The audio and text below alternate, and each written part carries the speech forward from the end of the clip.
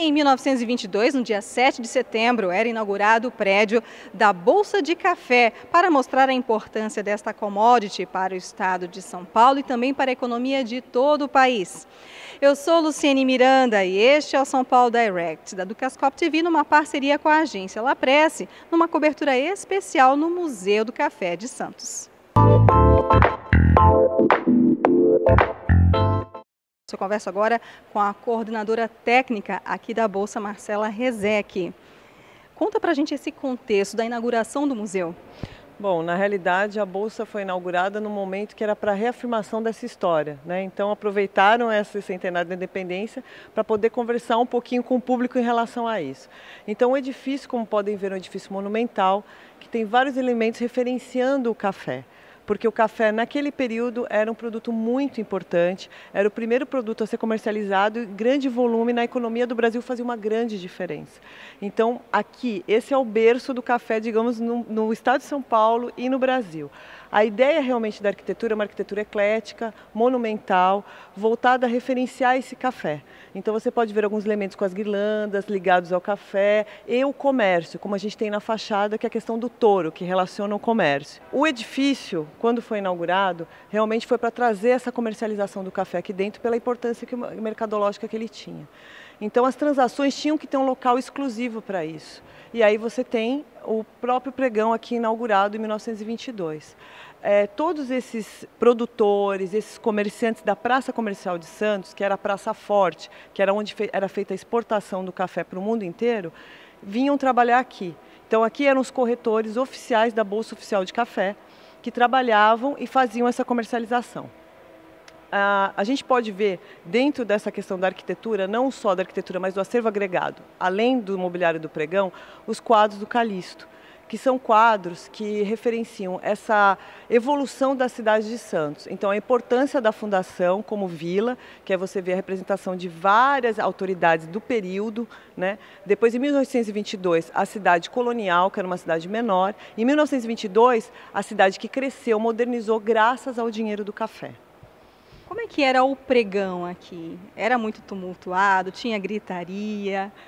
Era um pregão bem tumultuado, realmente, tinham bastante gritaria, discursos até existiam. Agora, o que era muito interessante que acontecia nesse período, que a gente até brinca, era essa questão da negociação feita por sinais. Então, o produtor ficava na parte de cima, né, no mezanino, e os comerciantes embaixo. E aí o corretor olhava para ver qual seria o valor que ele dava ou que ele vendia essa cotação. Então, era um cutuco no nariz, na orelha, uma piscadela, e eram feitas as negociações através até de gestos, né? Ser um corretor aqui realmente era uma posição de status, não é? Ah, sim, até porque o corretor oficial da Bolsa Oficial de Café era o único que podia usar o terceiro andar, que era uma área de convivência, que era o clube da Bolsa. Então era área de restaurante, biblioteca, sala de jogos, né? Então realmente, e era uma pessoa que realmente é referência na cidade de Santos.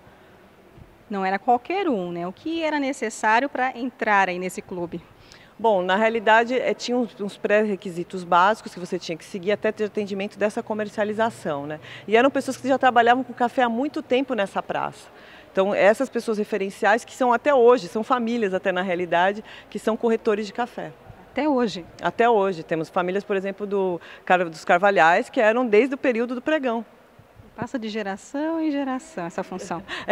A maior parte deles realmente ficou no café por geração em geração. Até os produtores também seguem um pouco essa linha. Agora, a imponência dessa arquitetura, conta pra gente, tinha toda uma representatividade, isso, né? Era proposital? Era proposital, é para mostrar realmente a história, o poderio de São Paulo, né, comercial, né, e desses paulistas, a história referencial desses paulistas. Então, primeiro foram os bandeirantes desbravando o interior do país, e aí o segundo momento eram esses novos bandeirantes, que seriam os cafeicultores, trazendo essa economia, trazendo esse dinheiro para o país. Tem a lousa também, era um método diferente, né, no passado, de se mostrar o preço, as cotações do café. As cotações diárias eram colocadas nessa lousa, como a gente vê hoje, né, que é eletrônico, você via essa cotação colocada à mão ali no momento. E há um museu aqui também, né, que conta um pouco dessa história. É aberto para visitação? Em 1998, o Museu do Café é inaugurado por uma associação de amigos aqui de Santos, né, e era uma iniciativa própria, da própria sociedade, que viu a importância do café, não só como mercado, mas como patrimônio cultural. Em 2008 ele é estadualizado, vira o Museu do Estado de São Paulo, porque aí realmente você referencia a importância dessa história do café relacionado com a história de São Paulo, e você consegue trazer esses visitantes em maior volume também com essa estadualização, porque a divulgação do museu consegue ser maior. Hoje você tem um museu que tem linhas patrimoniais muito definidas, que você pode, que apresenta desde a produção até a comercialização do café. Então conta um pouquinho dessa história, não só isso, mas também a história da própria construção do edifício. Então a pessoa que vier visitar o Museu do Café hoje consegue ver todas as linhas relacionadas a café. E também temos algumas exposições temporárias, o que a gente não consegue abranger. Dentro dessa exposição de longa duração você vai delimitando assuntos paralelos nessas exposições temporárias. Voltando um pouco ao pregão, eram quantos corretores aqui? Quem ocupava ali aquela mesa? Qual era a função?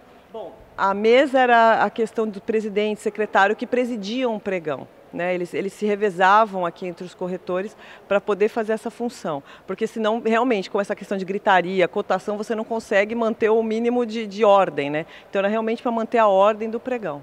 E a visitação, como é que é? Bom, quem quiser visitar o Museu do Café pode vir de terça a domingo, estamos abertos das 9 às 17, aos sábados a entrada é gratuita e a entrada tem o valor de R$ 6,00 nos outros dias. Ainda pode tomar um café aqui, né? Porque ainda temos a cafeteria do museu, que o café é excelente. Marcela, muito obrigada pela sua participação aqui na Ducascope TV. Muito obrigada a você também. Luciane Miranda para o São Paulo Direct, da Ducascope TV.